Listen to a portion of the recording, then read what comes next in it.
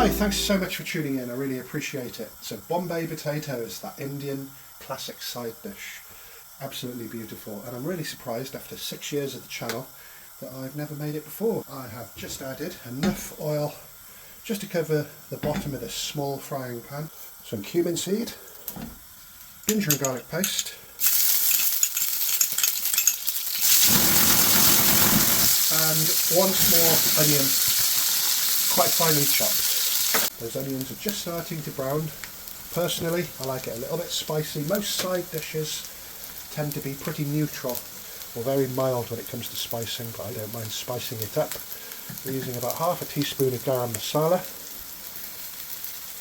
about 2/3 of a teaspoon of turmeric, and salt to taste. I'll put all the ingredients, as always, in the description of the video, and I'm just going to add a little water just to mix those ingredients and cook the raw flavours away from the spices.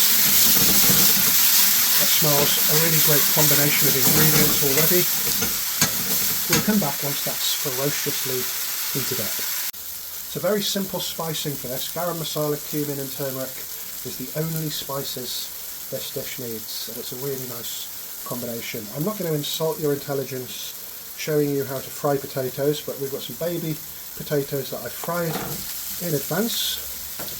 We just need to mix those around with the onions, spices, ginger and garlic and chilli, and let them come to a nice temperature.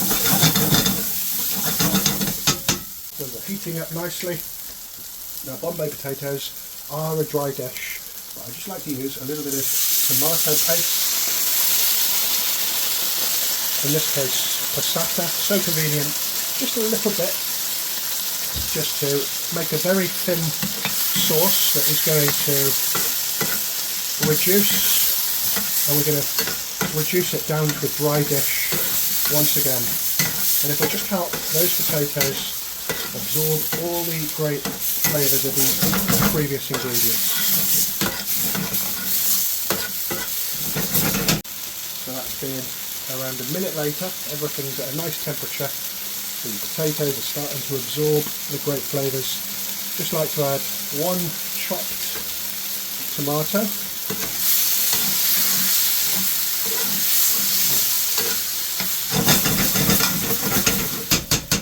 So I've just turned the heat off. The tomatoes are thickened up a little bit like a boona, and I'm just going to allow that to rest for about a minute, and I hope it tastes as good as it looks.